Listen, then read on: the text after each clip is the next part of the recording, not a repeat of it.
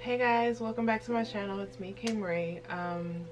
This video, as you can tell by the title, is going to be a lot different from my usual beauty, lifestyle, travel videos. I wanted to come on here and talk about a very serious topic, and that is miscarriage. Originally, I was not going to do a video on my experience and my journey, but I felt like this is something that so many women deal with on a daily basis, and it is a very sensitive topic, and it's something that is not usually talked about very much because it is just highly sensitive. So I just wanted to, my main goal here is to connect with other women who have gone through the same thing or are currently dealing with the same thing with miscarriage like I am, and hopefully let you guys know that you're not alone. And this is, by getting this out, is also helping me cope with the situation myself as well. So I'm just gonna go through a history of what occurred and what I'm doing now to continue my journey. So I had 3 miscarriages, one of which most people would consider a chemical pregnancy. It all started with my first pregnancy, which I found out that I was pregnant in January 1st of this year, 2019. I didn't suspect that I was pregnant at all because I had just gotten married a month prior, and I was on birth control. I was on birth control temporarily because my period was due to come on the day of my wedding, and I didn't want that to happen, so I took birth control just to delay my period. And once the wedding was over, I discontinued my birth control. I had previously taken birth control in the past. I do have a daughter that I had very young. I was only 18 when I had my daughter. Or I was 19, I'm sorry, when I had my daughter. And after having her, I did get on birth control. I got off of birth control for, it just didn't work well with my body. So really the only other time that I had been on birth control was once my wedding came. And like I said, I only took it for a short period of time just to delay my period for my wedding. Anyways, January 1st comes around, and something told me to just take a pregnancy test. I had missed my period, but because I was coming off of birth control, I was not too concerned because I knew that my period was going to, it was just going to be all over the place because of the pill that I was taking. So I got a positive pregnancy test on New Year's Day. I was not planning on having a child that soon after my wedding, but we weren't preventing it either. So we were in shock. We were surprised, but at the same time we were very excited to open up a new chapter of our lives and finally be preparing to have a child together, which would be our first child together. Both my husband and I, we both have one child each from previous relationships. We don't have any children together, so creating a family together and bringing another child into the equation was certainly an exciting moment for us. So everything seemed to go well. I had, the usual symptoms in a pregnancy: the loss of appetite, the food aversions, the nausea. I had all of that. I went for my 8-week appointment with my OBGYN, and we heard a heartbeat, Well, we didn't hear a heartbeat, we saw a heartbeat. It was pretty early. At that point, I had no doubts at all. I felt like everything was going to go perfectly fine. My first pregnancy with my daughter went perfectly fine. I did not suspect, I did not think that miscarriage would ever happen to me. It was just something that I thought that I would never go through. I was not oblivious to the fact that it could happen, but I just didn't think that it would happen to me at all. So fast forward, I think on week, it would have been 11 weeks at the time. Yeah, 11 weeks at the time. I went in for, or actually, I went in for a sonogram that next week. I think, yeah, because I was 8 weeks. I went in for a sonogram that next week. My sonogram went fine. Got the pictures of the baby, the ultrasound photos of the baby. I was super excited. My husband was there. We were super excited to see the baby moving, and the heart was beating, and we were just super excited about that moment, and it just really came to life for us. At that point, I was about 9 weeks. I can't remember how many days, but baby was moving. We still weren't able to hear the heartbeat, but we were able to see the flutter on the ultrasound. So that in itself was very reassuring for me, that everything was gonna go all right, and I had no doubts in my mind at all. A week later, I started to feel a lot of cramping, and I started to worry a lot that maybe things were not going too well. I just had that thought in the back of my mind, and I remember telling my husband, like, you know, I think I should call my doctor. I'm not sure what's going on, because I started to have sharp pains in my uterus area, like my pelvic area. Now, I do know that it could have just been my uterus expanding. So at points, I thought that maybe I'm just overreacting. And I was very gassy at that time as well. So I thought maybe, you know, it's just gas, or my uterus is expanding. It's perfectly fine. Just trying to clear out all the negative possibilities out of my mind. But one night, I think this was like maybe a Wednesday night, I was laying in bed, and my husband comes into the room, and we were talking about something, and at that moment, a sharp pain, like a really intense sharp pain, just shot across my stomach from like left to right.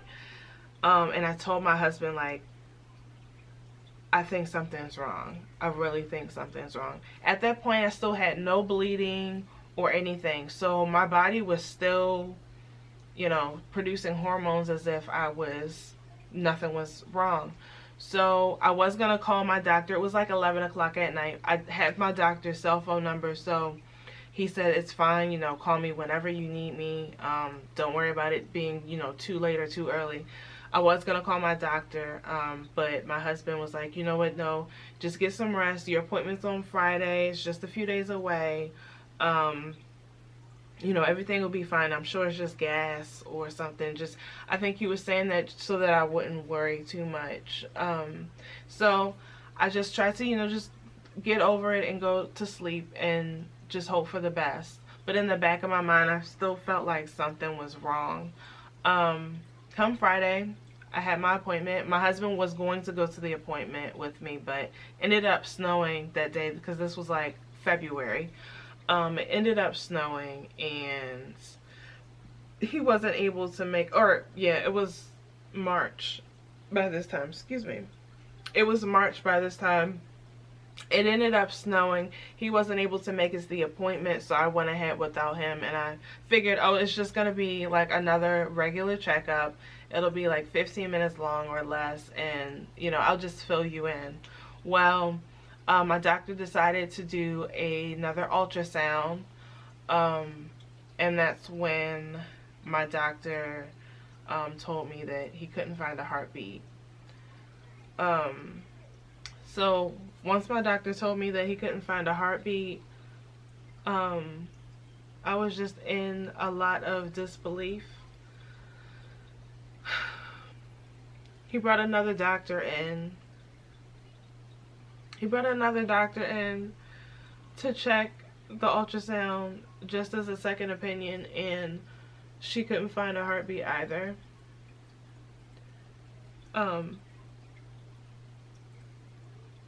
At that moment, I just felt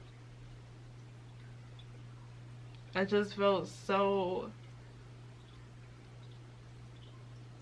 at that moment I just felt so like detached from the world. I felt like I was on this earth and like everyone around me had disappeared.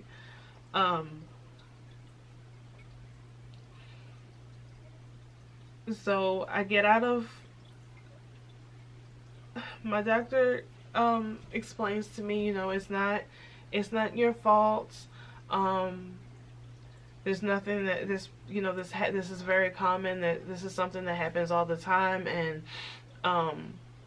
gave me kind of like my options, and told me to you know, go ahead home and get some rest and give him a call once I am like in the right mind state, and let him know what I wanted to do moving forward.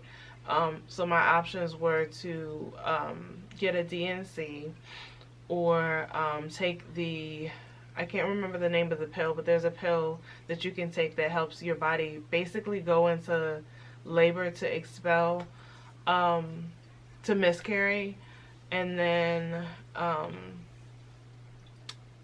yeah, so or you could let your body, you know, just naturally go through the process. But he didn't recommend that I do that because the baby, because that could lead to infection if, you know, your body does not expel, does not miscarry on its own. And at that point, my body was not miscarrying on its own. I had absolutely no bleeding. There was no reason for me to suspect that I had lost my pregnancy because I had no bleeding at all. And besides the cramps, other than the ultrasound, I would have never known. So I remember that being one of the toughest days of my life. And it's crazy that I talk about this because this was not even that long ago. It was just a few months ago that this happened. I called my husband, and I stayed on the phone with him the entire ride back home. I couldn't even go back to work. I had actually planned on going back to work that same day after my appointment, but I ended up just taking the whole day off from work, because emotionally I was in such a state of disbelief and shock, and just like feeling like I had done something wrong. So I get home. I decided to do the DNC because I heard that taking the pill was much more painful, and I didn't want to go through carrying around, you know, my baby that I had lost any longer. I just wanted to, you know, move on with my life and deal with my my emotions. So I decided to do the DNC. The DNC was pretty quick. I went to the hospital. I actually asked my doctor to do another ultrasound because I was still in disbelief that I had lost the baby. Like, I could not comprehend the idea of losing my child that I had just seen the heartbeat in a week prior. So I asked for another ultrasound. Of course, that ultrasound was clear. There was no heartbeat. The baby was there with no heartbeat. And the baby was measuring behind by a week. So I did the DNC. That took about 15 minutes or so.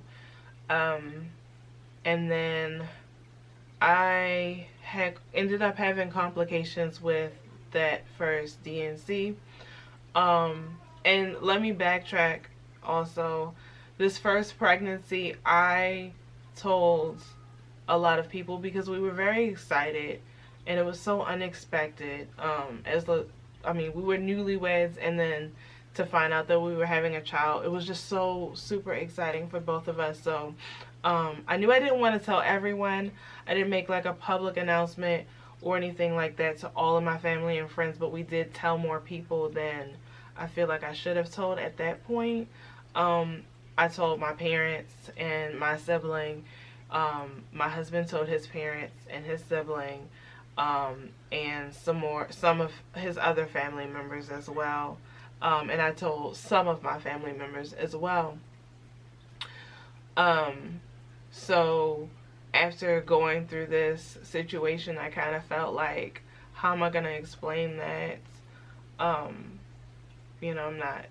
not pregnant anymore. We lost the baby. So that was really, really difficult, to feel like I've let myself down and I let my family down. Like, honestly, like, it's been such a struggle. So I had the DNC, the first DNC. I bled for 2 weeks straight. And it was like period type blood. This was a very difficult time for us because we ended up having a death in the family amongst all of this. I went back for my 2-week post-op appointment, and that's when I found out that I needed to have a round 2 DNC because there was still fetal matter left in my uterus.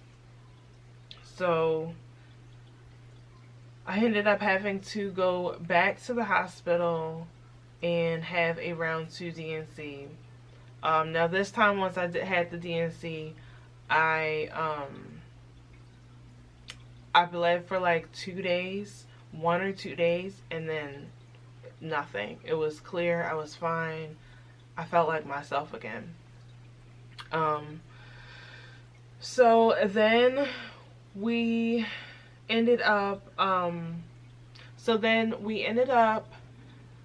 just kind of taking a break from conceiving. I do feel like after my first loss, like, I went through a period of like all I could think about is wanting to have a child.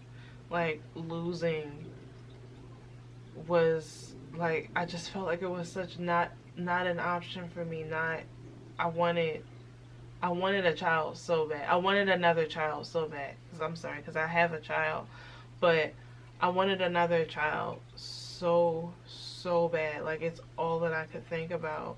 By the way, I did do genetic testing. They sent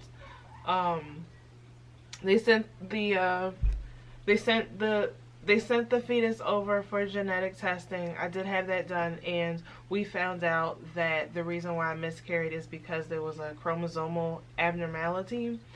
It was an XXY chromosome mismatch. So the pregnancy was not, pregnancies with that type of mismatch are not likely to be viable.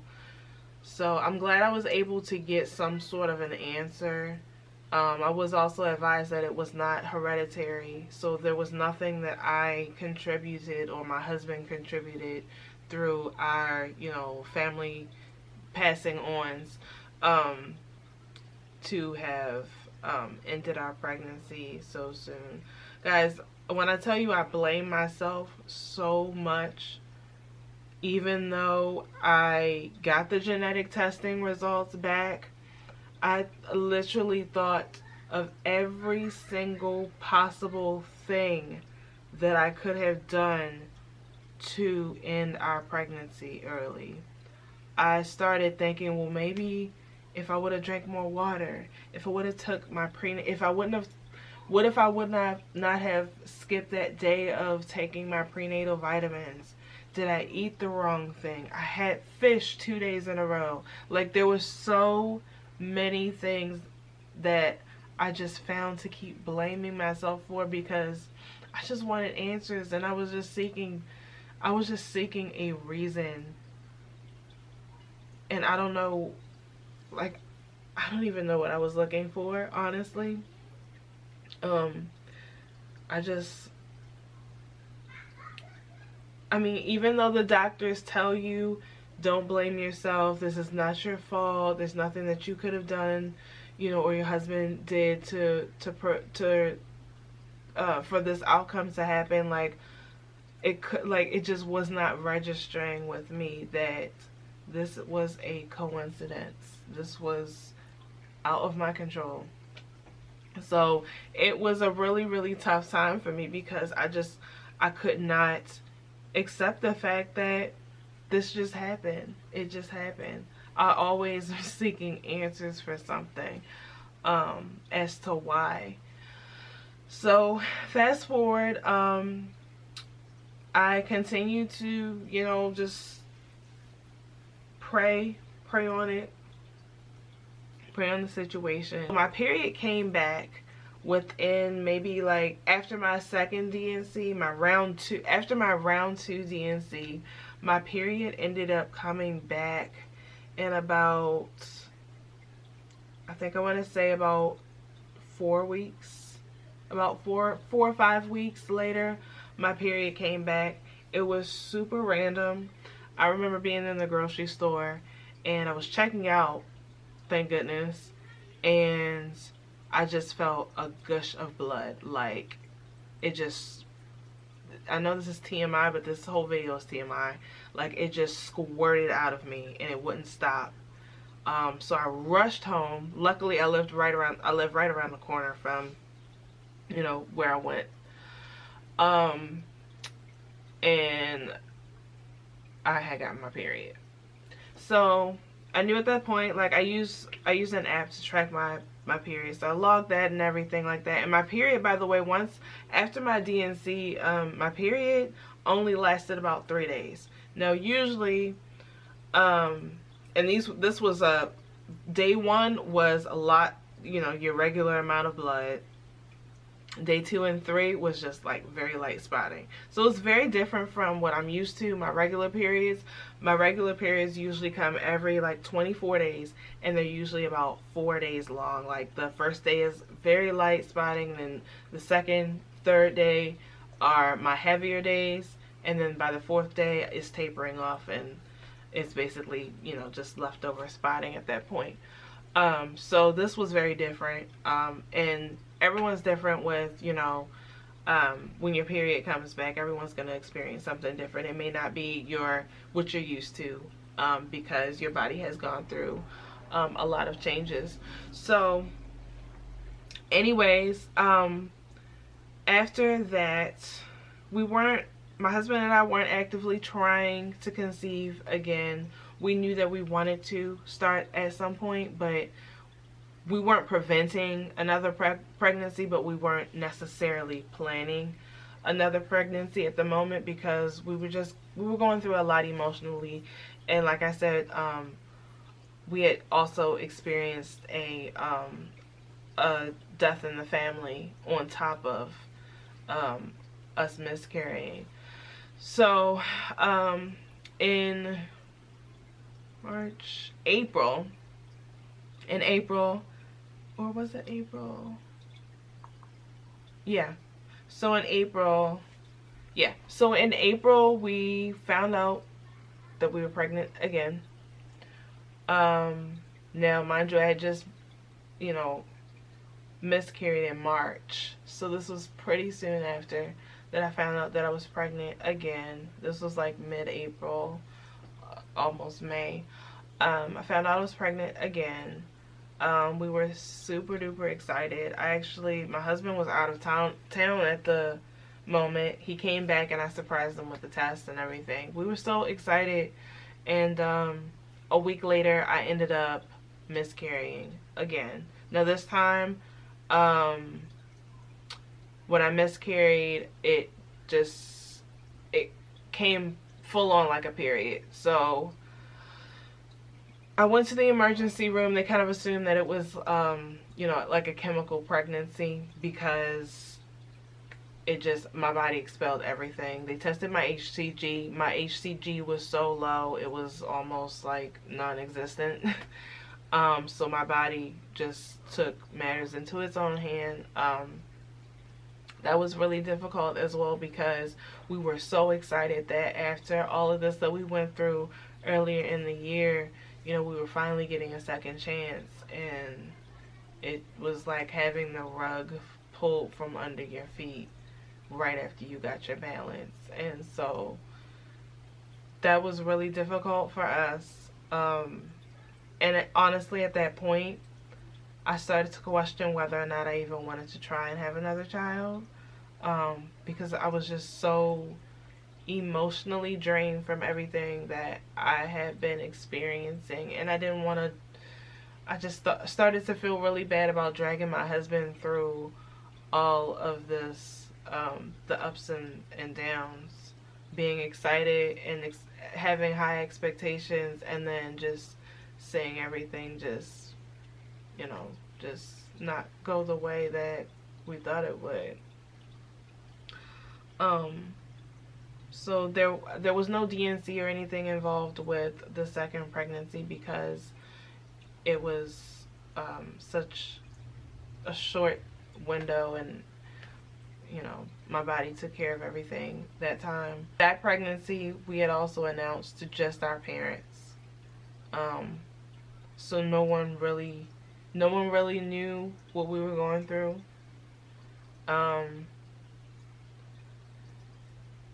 It was still very difficult to deal with.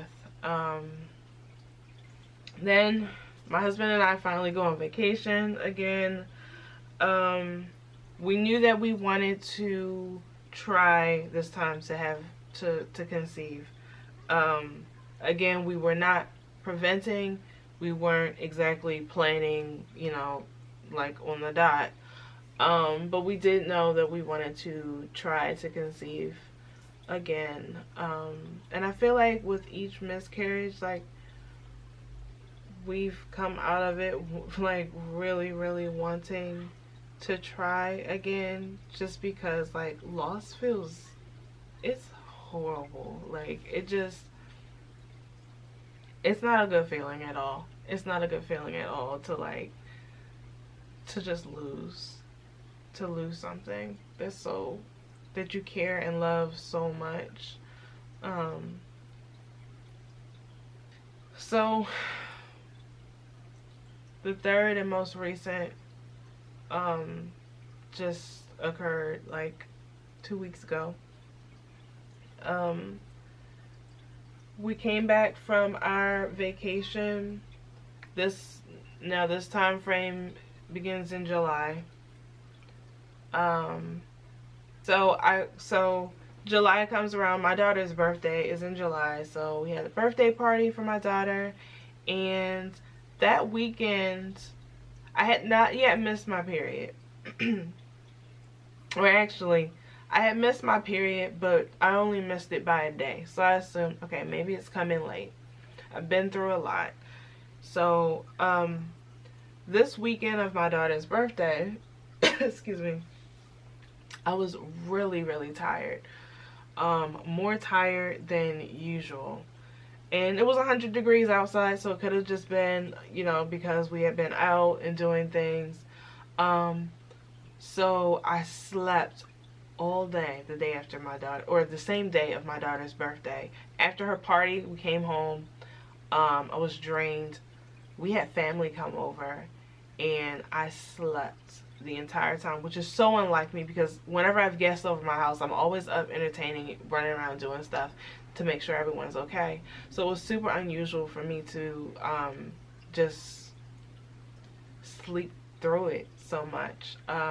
So the next day I woke up and I just randomly figured, let me take a pregnancy test. I didn't even think it was going to be positive, to be honest, because I had only missed my period by a day, or by 2 days at this point. But I still wasn't very concerned, because that happens. It happens sometimes. So I took a pregnancy test, and it came back positive. Again, this time I was actually, I was excited, but scared at the same time. If I have to be honest, I was very scared this time because I felt like I wanted to be excited, and I truly was excited, but at the same time I was afraid of having my hopes up so high and then them just things not working out. My husband was very excited as well. So we found out we were pregnant. I went ahead and I scheduled my 8-week appointment. I decided to switch OBGYNs to a closer facility.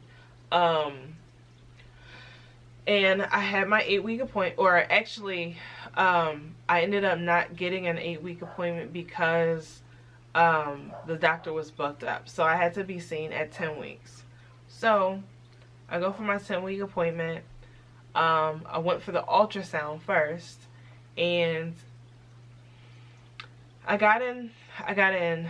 I just started having a feeling. A few days leading up to the appointment. I was very anxious, very, very anxious, because all I wanted was to see or hear a heartbeat. I just wanted to know that everything was okay. And the day of my appointment, I remember, I mean, this wasn't very long ago. This was just 2 weeks ago. I got up. I had taken the day off from work. I drove around to a bunch of different stores. I went to like Target, Walmart, like I went to Chick-fil-A, like just to like distract myself and get my mind off of like everything that had happened in the past, because I was worrying. I was worrying a lot. And I just wanted everything to be okay. Got back. We went to the ultrasound. They weighed me, and I had lost weight. That was the first sign. And mind you, let me just backtrack. About a week or so before my OBGYN appointment, I texted my husband while I was at work, and I told him, like, I feel like I've lost my pregnancy symptoms. This time around, I was nauseous.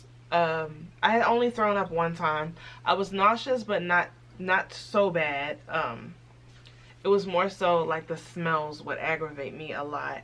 But I started to become less nauseous, and I started to be able to, while I couldn't tolerate certain smells, like I was starting to be able to tolerate some smells a little bit more, and it was just very unusual for me. But at the same time, I felt like, okay, like you've been through a lot and you're just finding every single thing that is changing. And I thought that I was like internalizing it as something wrong and worrying myself because of that. So I tried to take a step back, like, okay, let me just, you know, get that out of my mindset. Everything's gonna be okay. Everything's gonna be okay. So anyways, I get to my ultrasound visit. When they took my weight, the first thing I noticed is that I had lost 2 pounds. Now the week prior, I had weighed myself and I was 2 pounds heavier than I was the next week. That happens. You can lose weight that quickly. But for me, it was a red flag for me, because it was just a week ago that I weighed myself and I was 2 pounds heavier. And you would think that you would increasingly get heavier. And plus my bloating was starting to go away. So it started to make me worry a little bit more.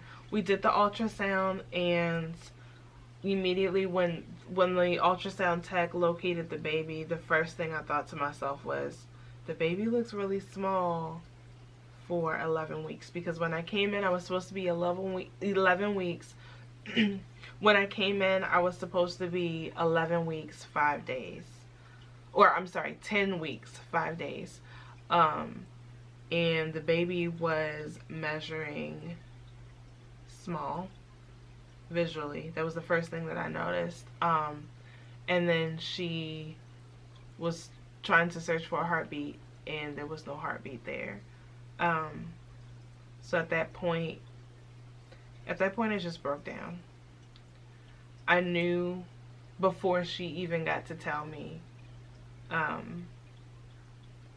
knew that we had lost this pregnancy. I can't describe the way that I felt at that moment. It was just to experience miscarriage after miscarriage after miscarriage. It was like I just felt like such a failure. I really just felt like such a failure. I just felt like I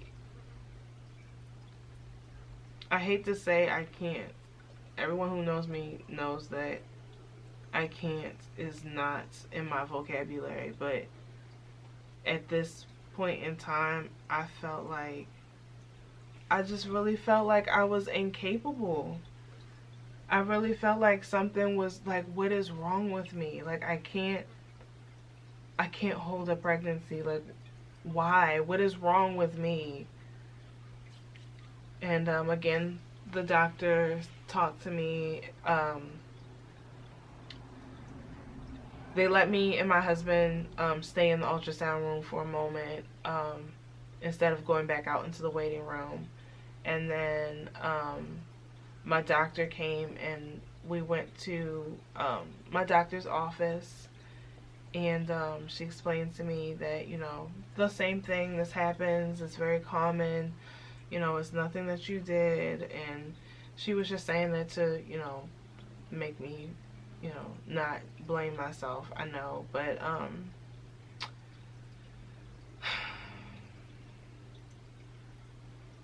anyways, I ended up doing a D&C again. I had my D&C done. The appointment was on a Friday. My doctor's appointment / ultrasound was on a Friday. I had my D&C done that following Tuesday.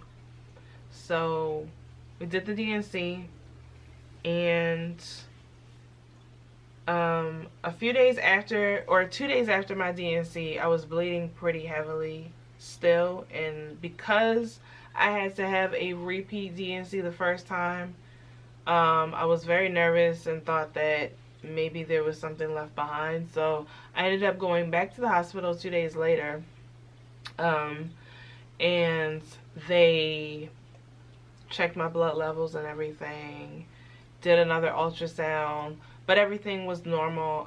There was no retained fetal matter of conception. There was nothing left in my uterus to be taken out, so they didn't leave anything behind.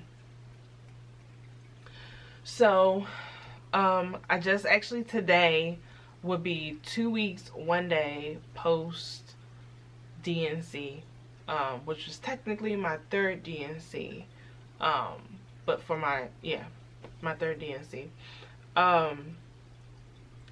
Went to the doctors today, and we found out that the reason why I miscarried this time was also because of a chromosomal abnormality. This time it was an extra copy of the 13th chromosome, which is trisomy 13. It's also a coincidental, you know, mismatch. There's nothing that my husband or myself inherited, you know, to pass on for this to happen. So again, it was another coincidental situation. My doctor did tell me that my bleeding, it has cleared up. I'm not bleeding anymore, which is great. My husband and I are able to try and attempt to conceive again. We got my doctor's clearance for that. She checked my uterus. Everything is fine. But this time, since I have had miscarriages in the past, my doctor has advised that once I do become pregnant, to contact her as soon as possible, and they will test my progesterone levels. And if my progesterone is measuring low, they will start me on progesterone supplements. So I have heard a lot of people, I've watched so many people's YouTube videos on their miscarriage and their trying to conceive journeys, and I'm a part of, you know, miscarriage groups and forums, various forums, and that is one thing that I heard a lot of people went that route, and they were able to go full term with their pregnancies. My husband and I do wish to continue our journey and to conceive again. So hopefully this time we have good news, better than, you know, the last two times. We're taking it one step at a time, and I am also tracking my ovulation. That's one thing I am doing now.